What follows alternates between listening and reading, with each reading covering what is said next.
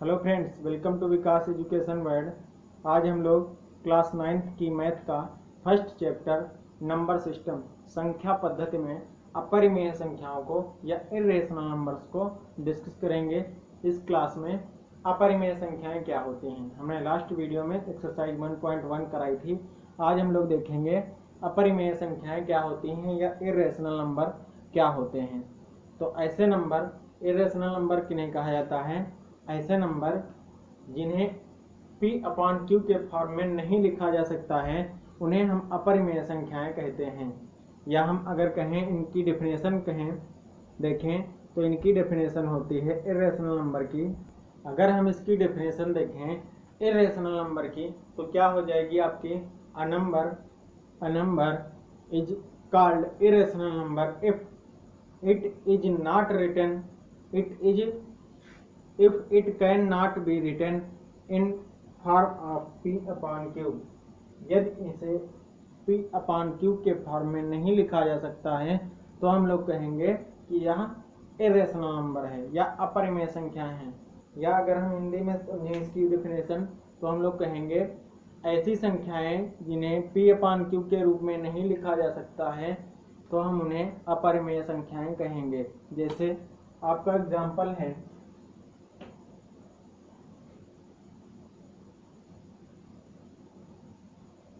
√2, √3, √3, √5, √7।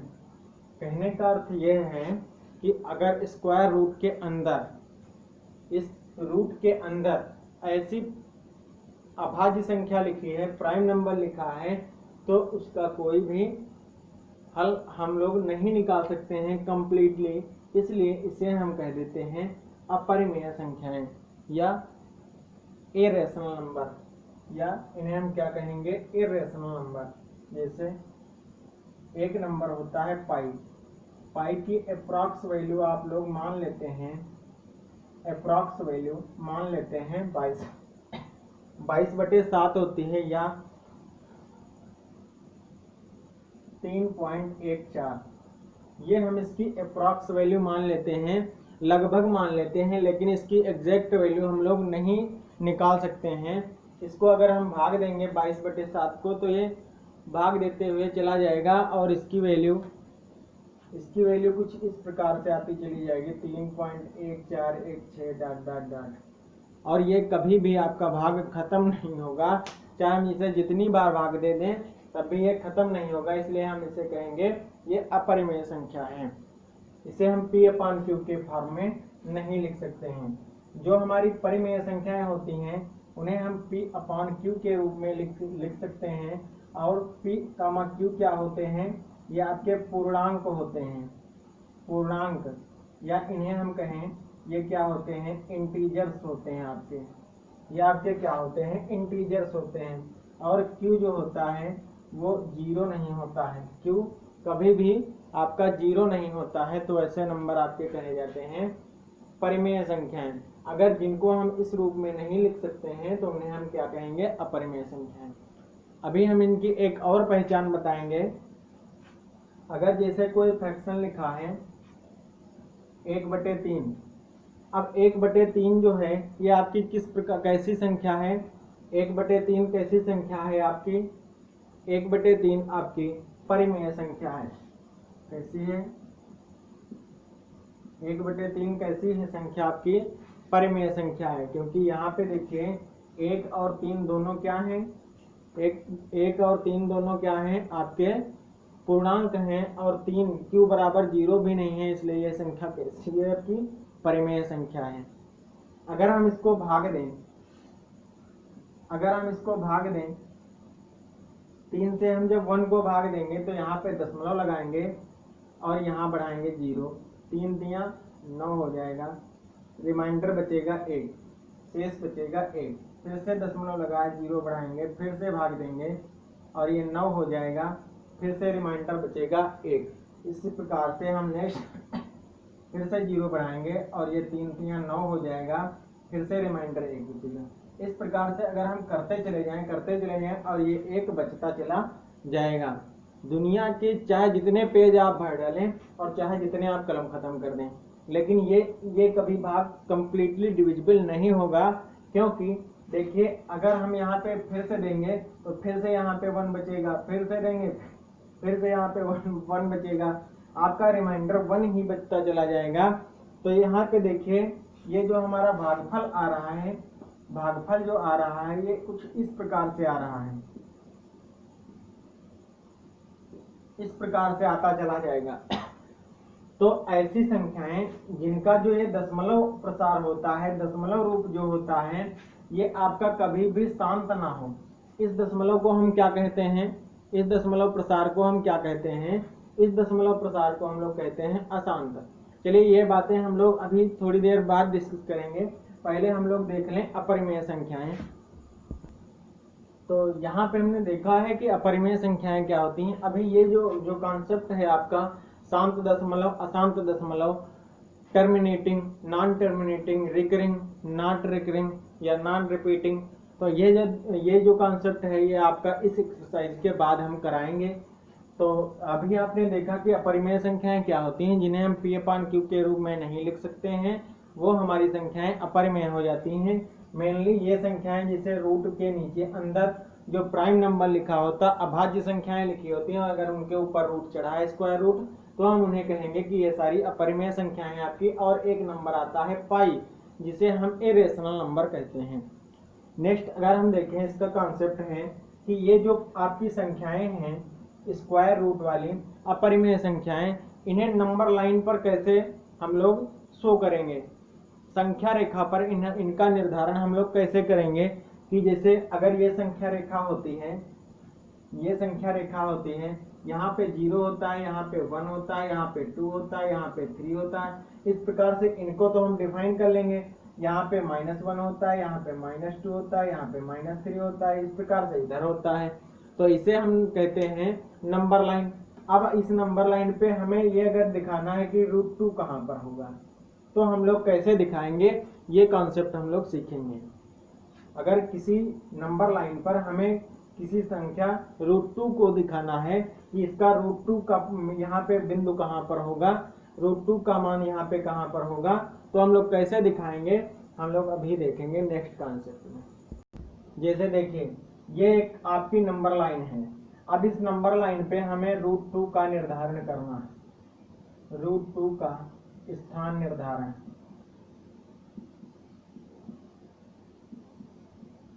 √2 का स्थान निर्धारण हमें इस नंबर लाइन पर करना है। इस संख्या रेखा पर हमें √2 की पोजीशन बतानी है कि √2 कहाँ पर होगा। तो देखिए हम लोग कैसे इसको निकालेंगे। यहाँ पे हम मान लेंगे एक पॉइंट है 1, यहाँ पे मान लेंगे 2 है। सेम डिस्टेंस का हम लोग इधर मान लेंगे a-1 और -2। अब हमें निकालना है √2 का। √2 को निकालने के लिए सबसे पहले हम एक यूनिट की एक डिस्टेंस पर एक परपेंडिकुलर खींचेंगे, ये, और इसका नाम हम दे देंगे, कोई नाम है a। ये जो पॉइंट है आपका एक यूनिट के बाद इसको हमने दे दिया a पॉइंट है। अगर हम यहाँ से देखें, अब हम अपने ये जो परपेंडिकुलर है ये आपका 90 डिग्री का एंगल होगा। इस परपेंडिकुलर से हम एक यूनिट पर पॉइंट 1 ले लेंगे b। इस परपेंडिकुलर पर एक यूनिट का हम एक पॉइंट ले लेंगे b। अब इस b को o से हम मिला देंगे, b को o से मिला देंगे। अब जब हमने b को o से मिला दिया, b को o से जब मिला दिया, तो ये जो डिस्टेंस है ये आपकी कितनी है 1, ये भी हमने 1 ली है। तो देखिए ये एक बन गया है, OAB एक बन गया है समकोण त्रिभुज। तो हम लिखेंगे समकोण त्रिभुज OAB में। देखिए समकोण त्रिभुज OAB में अगर हम देखें तो आधार बराबर कितना है, आधार बराबर कितना है 1 यूनिट, और लंब बराबर कितना है 1 यूनिट। तो अगर हम यहाँ से कर्ण निकालें तो कर्ण बराबर क्या हो जाएगा, तो कर्ण के लिए पाइथागोरस थ्योरम होती है। कौन सी थ्योरम? पाइथागोरस प्रमेय। तो पाइथागोरस प्रमेय समकोण त्रिभुज में क्या कहती है? ये कहती है कर्ण का स्क्वायर बराबर किसके होता है? लंब का स्क्वायर प्लस आधार के स्क्वायर के बराबर होते हैं। कर्ण का जो स्क्वायर होता है वो आपका लंब के स्क्वायर प्लस आधार के स्क्वायर के बराबर होता है। कर्ण को अगर हम कहें तो इसे हम कहते हैं हाइपोटेनियस। हाइपोटेनियस का स्क्वायर परपेंडिकुलर के स्क्वायर प्लस बेस के स्क्वायर के बराबर होता है। तो यहाँ से अगर हम ये OA यहाँ पे देखिए OB, कर्ण क्या है? OB। तो OB का स्क्वायर अगर हम देखें तो क्या हो जाएगा? लंब का स्क्वायर। लंब का स्क्वायर क्या है? 1 का स्क्वायर। आधार क्या है? 1 का स्क्वायर। इस प्रकार से अगर हम देखें तो OB का स्क्वायर बराबर हो जाएगा 1 + 1 = 2। क्या हो जाएगा? 2। अगर हम यहाँ से OB बराबर निकालेंगे तो ये स्क्वायर हट के उधर बन जाएगा इस पे रूट। तो OB बराबर क्या आए हैं? तो ये डिस्टेंस जो आपकी है ये आपकी कितनी है?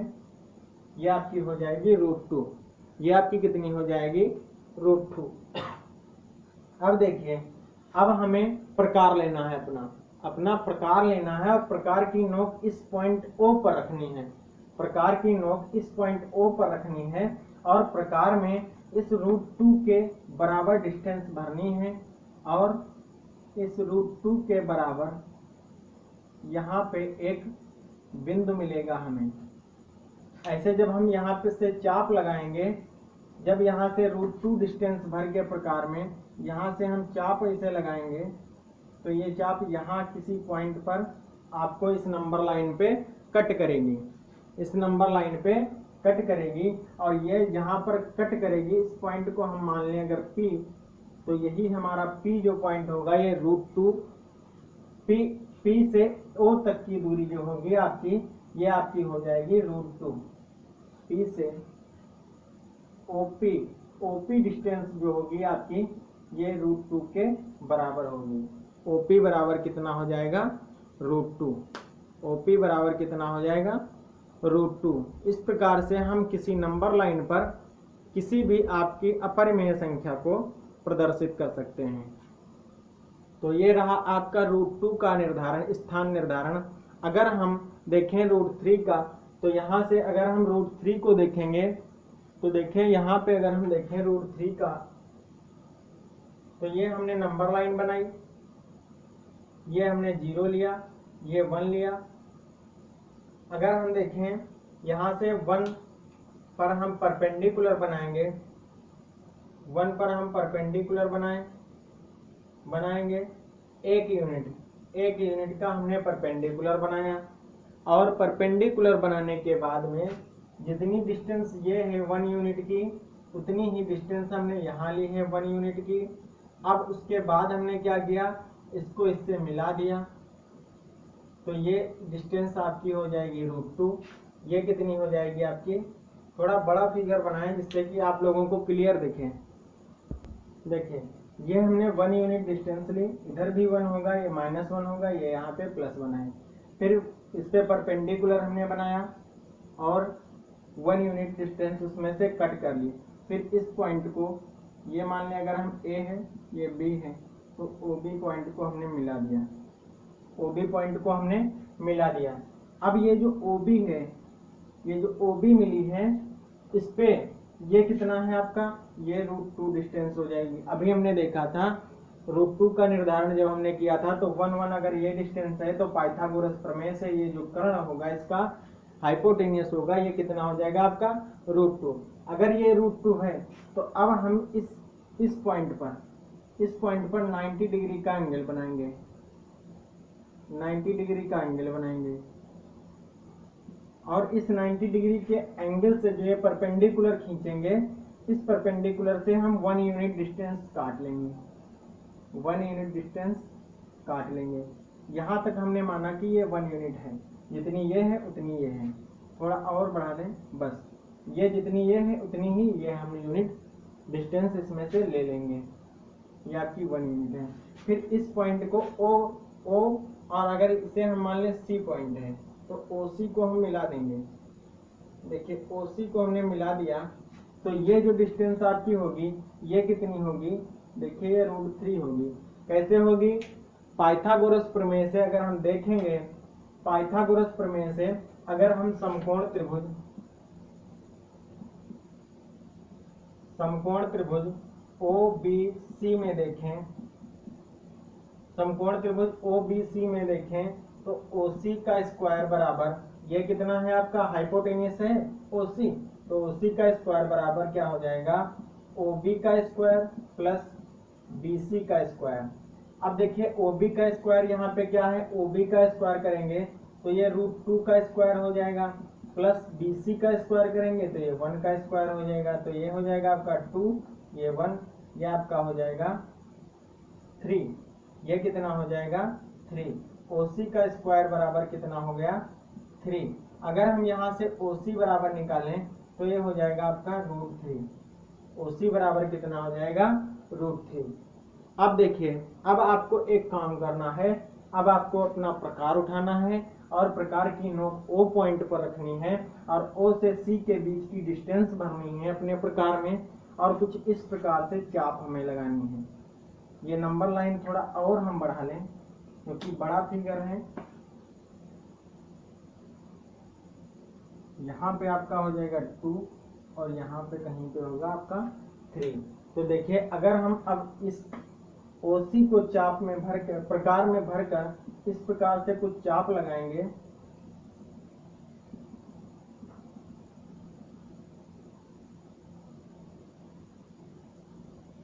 देखिए OC जो डिस्टेंस है OC ये आपकी कितनी है √3 है, ये कितनी है √3। तो इसको जो हम ऐसे यहाँ से प्रकार इस प्रकार से रखेंगे, ऐसे लगाएंगे तो ये यहाँ पर कहीं पर आएगी।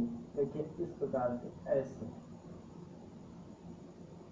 ऐसे और इस पॉइंट पर यहाँ पे कट करें, यही आपका पॉइंट कितना होगा √3। जिस पॉइंट पर नंबर लाइन पर ये चाप कट करेगी वही पॉइंट आपका कितना होगा √3, वही पॉइंट आपका क्या हो जाएगा √3। अगर हम इसी में आपका √5 का भी समझा दें तो देखिए कैसे करेंगे √5 का। देखिए अगर आपका √5 का निर्धारण करना है, √5 का, तो हम लोग कैसे करेंगे, ये √5 आपकी एक्सरसाइज 1.2 में क्वेश्चन है, अगर हम यहाँ करा देंगे तो वहाँ आपका हो जाएगा सॉल्व। कैसे हम लोग करेंगे, तो √5 का निर्धारण करने के लिए अगर हम देखें तो इसे हम क्या लिख सकते हैं, √5 को √4 + 1 लिख सकते हैं और √4 को हम लिख सकते हैं √2 का स्क्वायर प्लस 1 का स्क्वायर। अब देखें अगर हम यहाँ पे 2 डिस्टेंस, एक 2 यूनिट की एक डिस्टेंस लें, जैसे यहाँ पर ये 1 यूनिट है, एक और यूनिट लें तो ये पूरी टोटल कितनी हो जाएगी आपकी, टोटल आपकी कितनी हो जाएगी 2 यूनिट। अगर यहाँ पे एक पॉइंट हम लें और यहाँ पे इसका परपेंडिकुलर बनाएं और इस परपेंडिकुलर में हम 1 यूनिट की एक चाप काट लें और इस पॉइंट को हम अगर A कह रहे हैं और इसे B कह रहे हैं, तो ये जो आपकी डिस्टेंस हो जाएगी, देखिए O से B की जो डिस्टेंस है, अगर ये 90 डिग्री है तो देखिए समकोण त्रिभुज OAB में देखिए हम लोग कैसे करेंगे, OB का स्क्वायर बराबर, ये आपका हाइपोटेनियस हो गया, कर्ण का स्क्वायर बराबर क्या हो जाएगा आपका आधार का स्क्वायर OA का स्क्वायर प्लस परपेंडिकुलर का स्क्वायर AB का स्क्वायर। अब OA आपकी कितनी डिस्टेंस है 2, तो 2 का स्क्वायर प्लस AB कितनी है 1, ये हमने 1 यूनिट ली थी, तो AB कितनी है 1 का स्क्वायर, तो 2 का स्क्वायर 4 प्लस 1 का स्क्वायर 1, यहाँ पे कितना हो गया 5, ये क्या है OB का स्क्वायर है।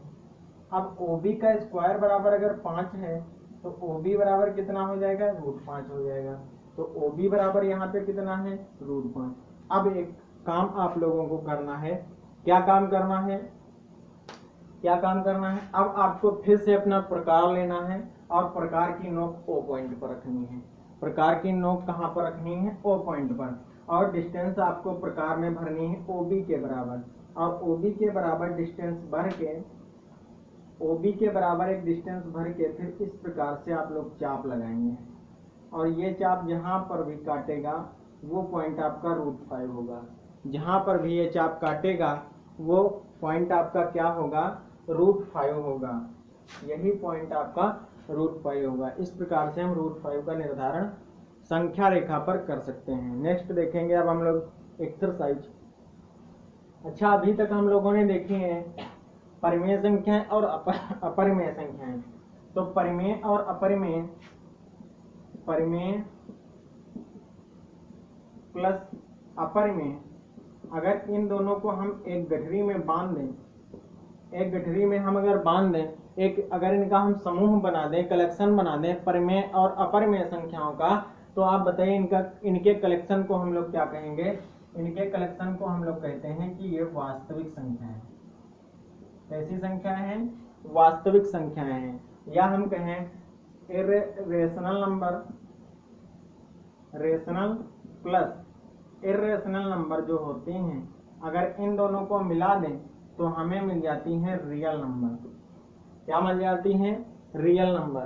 और ये जो संख्या रेखा होती है इस पे प्रत्येक संख्या वास्तविक संख्या होती है। प्रत्येक बिंदु पर एक वास्तविक संख्या का मान निर्धारित होता है। तो इस नंबर लाइन को हम रियल नंबर लाइन भी कहते हैं। चलिए नेक्स्ट देखेंगे हम एक्सरसाइज 1.2 के क्वेश्चन। देखिए यहाँ पे एक्सरसाइज 1.2 का फर्स्ट क्वेश्चन है कि ये जो स्टेटमेंट दिए गए हैं ये आपके चेक करना है कि ये ट्रू हैं कि फॉल्स हैं। जो दिए गए कथन हैं नंबर्स के बारे में आपको ये बताना है कि ये सही हैं कि गलत हैं। जस्टिफाई योर आंसर, और अपना जो क्लेरिफिकेशन है वो आपको देना है। तो देखिए यहाँ पे जो फर्स्ट क्वेश्चन लिखा है, फर्स्ट क्वेश्चन लिखा है every irrational number is a real number. Every irrational number is a real number. क्या प्रत्येक अपरिमेय संख्या जो होती हैं, एवरी इरेशनल नंबर, प्रत्येक अपरिमेय संख्या एक वास्तविक संख्या होती है। Every irrational number is a real number. क्या प्रत्येक अपरिमेय संख्या आपकी वास्तविक संख्या होती है? तो ये सही है ऑप्शन आपका। अभी हमने बताया था कि परिमेय संख्याएं जो होती हैं और अपरिमेय संख्याएं जो होती हैं, इन दोनों का जो कलेक्शन होता है, समूह होता है, दोनों को जब मिला दिया जाता है तो हमारी बनती हैं वास्तविक संख्याएं। जैसे देखिए अगर कोई इरेशनल नंबर हम मान लें, इरेशनल नंबर मान लें आपकी √3 है, तो √3 की वैल्यू कितनी होती है? √3 की वैल्यू होती है 1.7321, कुछ इस प्रकार से होती चली जाती है। ठीक, तो अगर हम इसको नंबर लाइन पर डिफाइन करेंगे तो ये वास्तविक संख्या है, ये इसका एक स्थान निर्धारण होगा नंबर लाइन पर। इस प्रकार से हम कह सकते हैं कि प्रत्येक इरेशनल नंबर रियल नंबर होता है। प्रत्येक इरेशनल नंबर एक रियल नंबर होता है, और इसका उल्टा जो होता है कि प्रत्येक रियल नंबर जो होता है वो इरेशनल नंबर नहीं होता है। प्रत्येक वास्तविक संख्या जो होती है वो अपरिमेय संख्या नहीं होती, क्योंकि वास्तविक संख्याओं में तो परिमेय संख्याएं भी होती हैं, लेकिन अपरिमेय संख्याएं जितनी भी होती हैं वो आपकी वास्तविक संख्याएं होती हैं। नेक्स्ट अगर हम देखें, नेक्स्ट पॉइंट है every each point on the number line is of the form √m। तो यहाँ पे अगर हम देखें आगे लिखा है m is a natural number. m क्या है? नेचुरल नंबर है।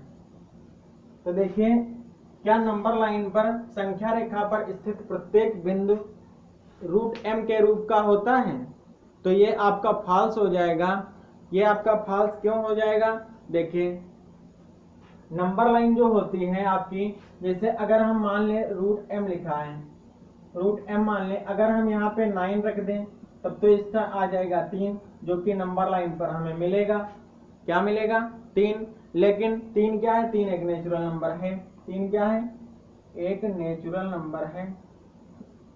नेचुरल नंबर हैं। लेकिन अगर हम यहाँ पे मान लें, अभी मान लें जैसे √2 मान लें 1.414 इस प्रकार से कुछ इसकी वैल्यू होती है।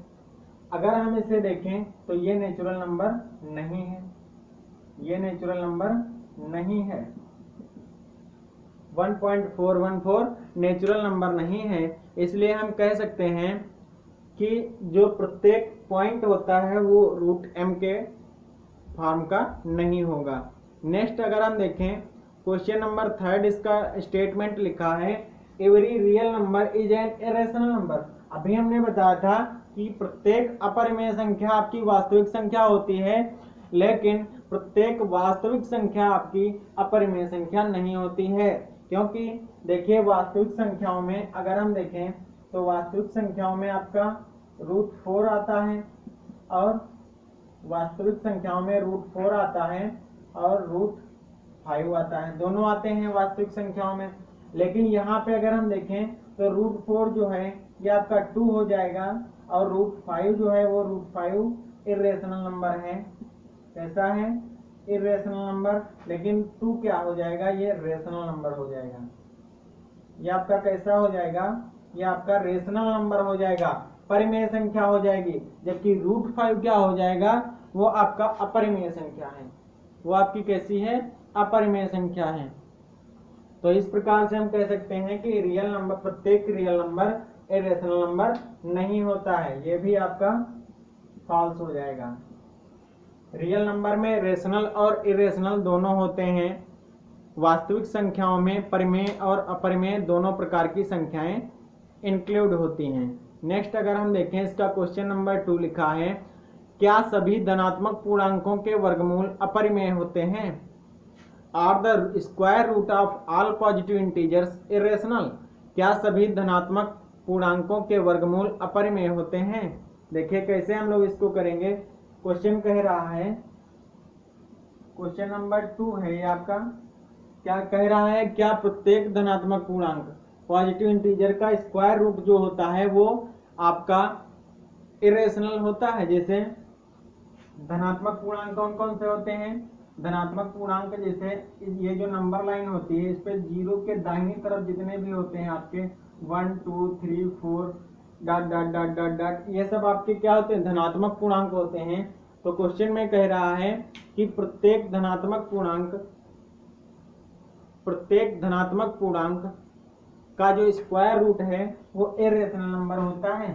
तो अगर हम जैसे यहाँ पे √2 का स्क्वायर रूट करें तो ये आपका इरेशनल नंबर हो जाएगा, इरेशनल हो जाएगा।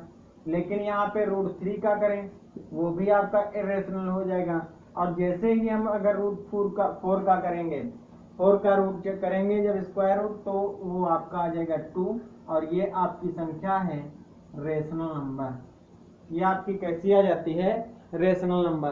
तो ये भी आपका स्टेटमेंट फॉल्स हो जाता है। लिखा है give an example the square root of the number that is rational number. तो यही आपका एग्जांपल हो जाएगा 4, √4।